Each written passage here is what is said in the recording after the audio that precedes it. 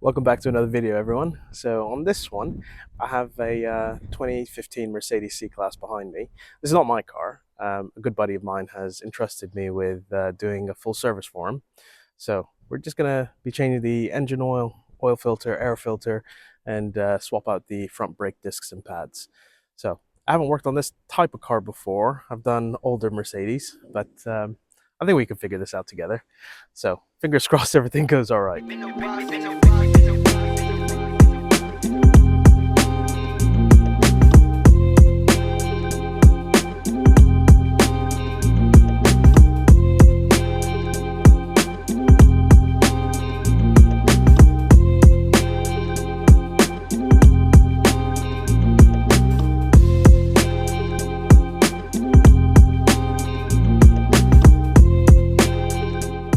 So servicing a car is probably one of the single most effective ways of maintaining your car and making sure that it lasts for as long as possible. I've actually called one of our local Mercedes dealerships to try and get a quote for how much it would be to service this car. So doing the exact same things that I'll be doing. And I was quite shocked as to how expensive it was.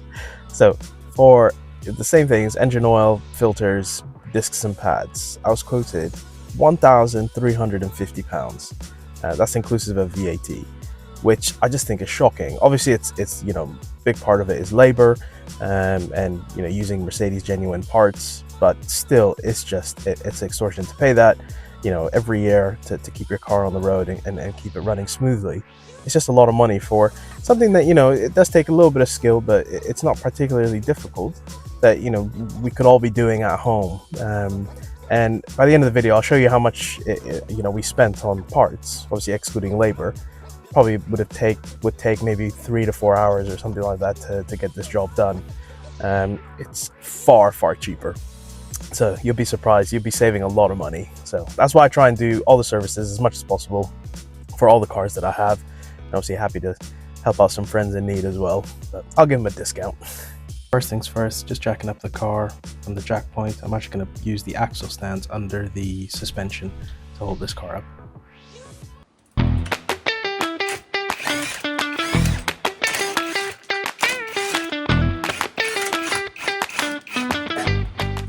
So as always, once I jack up the car, I put the wheel under there. Better be safe than sorry. And as I said, yeah, just putting the axle stands under the suspension. And just doing the same thing on the other side.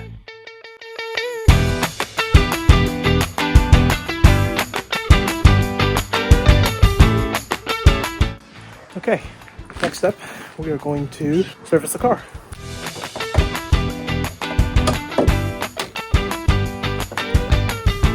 Okay, next up, just taking out the engine cover, and for this car, the air intake is this little plastic S-shaped tube, so just moving that out the side. And the air box is actually under the ECU, which I'm undoing now. So there's quite a few Torx bolts, so just removing 4 of them, and moving the ECU to the side to access the airbox.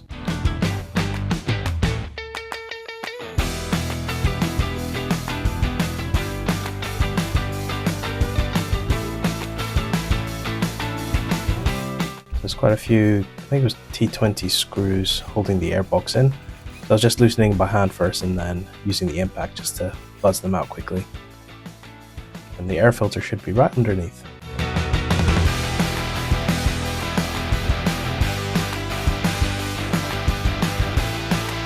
Let's remove the air filter. Figure out you push it forward and then sort of hinge it out. Ooh. Wow.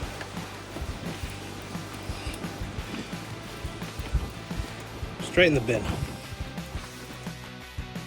I always clear the air box before putting the new one in.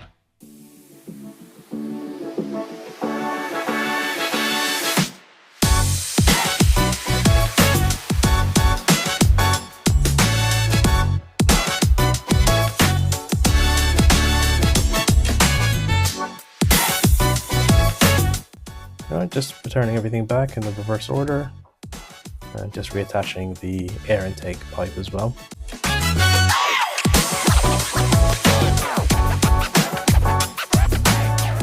So there we go. That's the oil filter there. Just gonna grab a tool to open that one up. So this is an oil filter housing opening tool. It's multi-purpose, so it can be used for all sorts of sizes if you don't have the right one.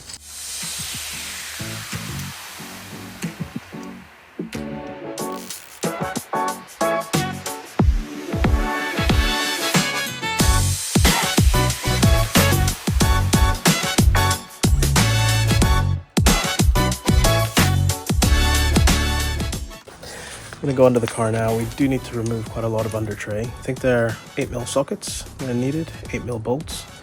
Let me show you.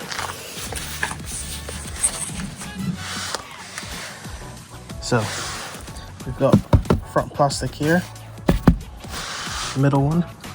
That should be where the engine oil drain plug is, and then the last one further down. And these are held with quite a few of these little bolts. So nip those off and I'll show you what's going on. Alright, so I thought it would have been behind this middle plastic under tray, but in fact, when you look underneath, that's our steering rack. That right there is just the start of the sump, I believe. That grey metal pan. So I think we need to remove the under tray that's a bit further along, because it should be under there. Okay, let's keep going. Okay, so we're under the car. Looks like that's the oil drain plug. Looks like a plastic plug on a plastic bottom sump.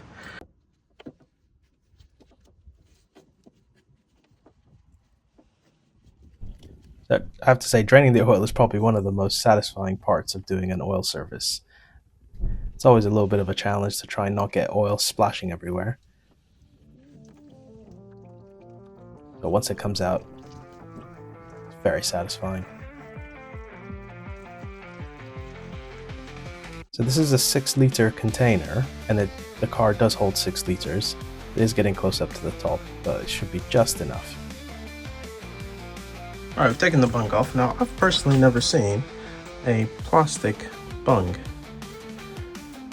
So, that's the first. Again, this is quite a thick hole for a screwdriver, so it's marred a little bit. There's no crush washers, it's just a little rubber O-ring. Interesting. Alright, Mercedes. So while that oil drains at the bottom, I'm just going to replace the oil filter.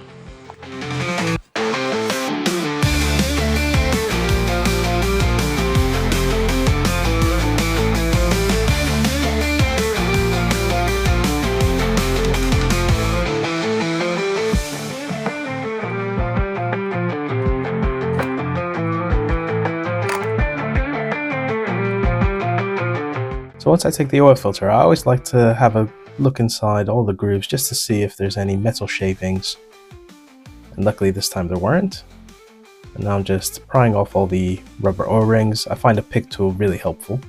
So there's 3 oil rings, just using some fresh oil, just on the new oil rings. Just to make sure everything slides in nicely. And torquing it up to spec. So this one is 25 Newton meters. This is challenge part 2. I couldn't use a funnel this time because the camshaft was quite close, but I think I did okay. I believe this engine takes 6 liters, so we're going to pop in probably about 5.8, thereabouts, and then get it up to temperature a little bit and check it with the dipstick.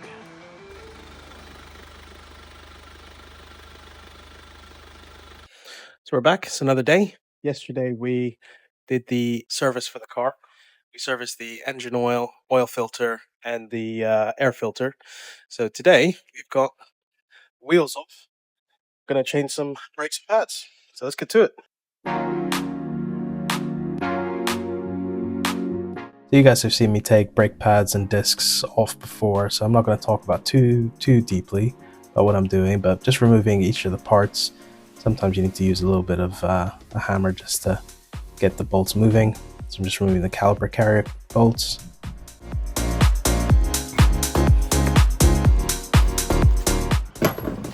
Okay, need to give these areas a good clean where the pads sit, just to make sure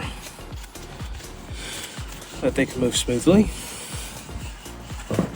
Next up is just removing the retaining screw holding the disc to the wheel hub. Now I'm just using a wire wheel brush on a drill just to clean out any corrosion, any rust, and then little wire brush as well. This will stop any unwanted sounds.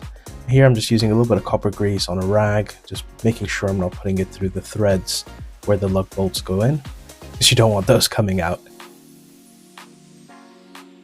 And everything goes back on the way it came off.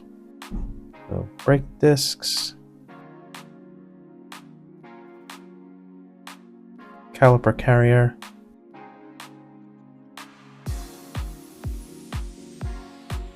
and here I'm using the new brake pads that my mate bought. And this is where I noticed there was a little problem. These are clearly different. So, we can't replace the brake pads. So I'm gonna have to get some fresh ones, see what we can do. This is definitely not gonna fit.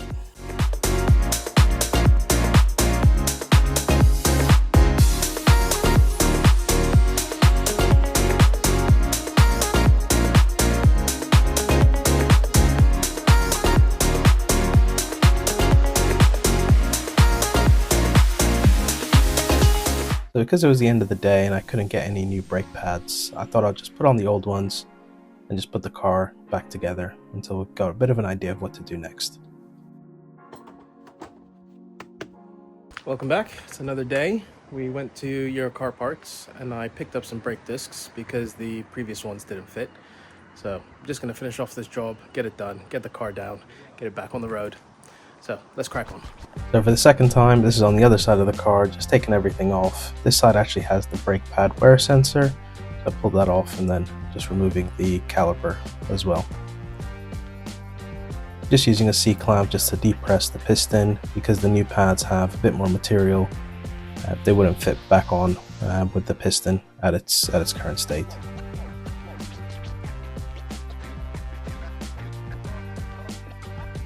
Just greasing up the areas where the pads sit, so this kind of prevents any squeaky noises, which we all hate, don't we? I'm just putting in the new sensor and just putting everything back together.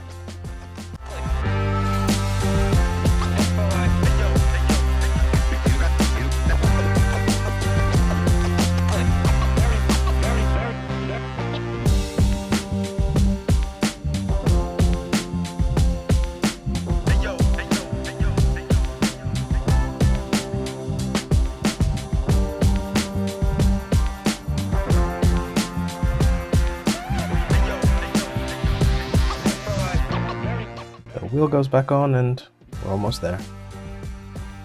Right, so we serviced the car. We've changed the discs and pads.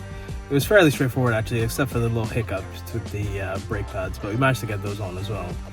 Now the service light for this Mercedes 2015 is on, so I'm just going to flip the camera and show you how we can reset it, just so then it reminds us for the next time it needs a service.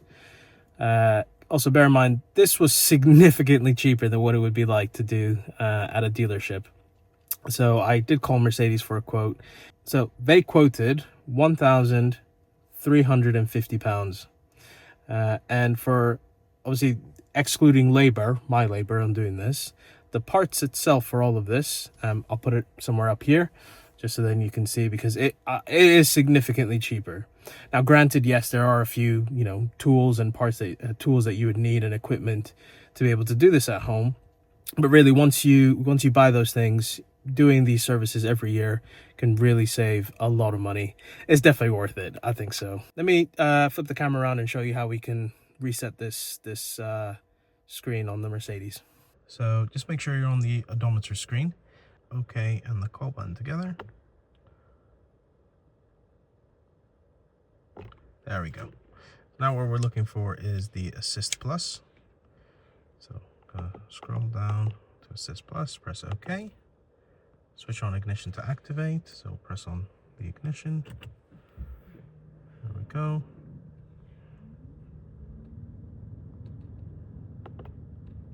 So we'll go to full service.